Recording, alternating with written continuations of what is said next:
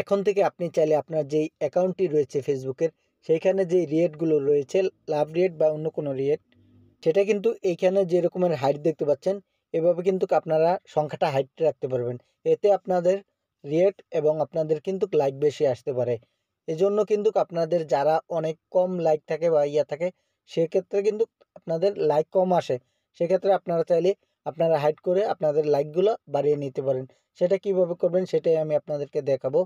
এর আগে আমি আপনাদেরকে বলবো, যদি আমার ভিডিও দ্বারা আপনাদের উপকার হয়ে থাকে, তাহলে আমার চ্যানেলটা সাবস্ক্রাইব করে দেবেন এবং ফেসবুক পেজটাকে ফলো দিয়ে রাখবেন এবং বেশি বেশি আপনারা শেয়ার করে দিবেন, টাইমলাইনে রেখে দিতে পারেন, যাতে পরবর্তীতে আপনারা এটাই ব্যবহার করতে পারেন। এজন্য আপনারা চলে যাবেন আপনাদের ফেসবুক অ্যাকাউন্টে। এখানে আসার পর এখানে আপনারা থ্রি ডট অপশন দেখতে পারবেন, এখানে একটি ক্লিক করে দিবেন। ক্লিক করার পর এরকম একটি ইন্টারফেস চলে আসবে। এইখানে আপনারা দেখতে পারবেন সেটিং, এই সেটিংয়ে আপনারা একটি ক্লিক করে দিবেন। ক্লিক করার পর এখানে আপনার নিচের দিকে চলে আসবেন। নিচের দিকে আসার পর এইখানে আপনারা দেখতে পাবেন রিঅ্যাকশন লেখা একটি অপশন রয়েছে, এইখানে আপনারা একটি ক্লিক করে দিবেন। ক্লিক করার পর এখান থেকে আপনারা নিচের দিক এইখানে আপনারা একটি ক্লিক করে দিবেন।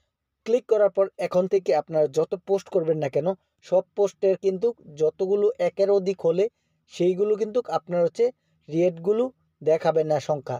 এভাবে চাইলে কিন্তু আপনার যেই অ্যাকাউন্টটি রয়েছে সেই অ্যাকাউন্টে করে নিতে পারেন। এরকমের ইন্টারেস্ট ভিডিও পেতে আমার চ্যানেলের সাথেই থাকুন।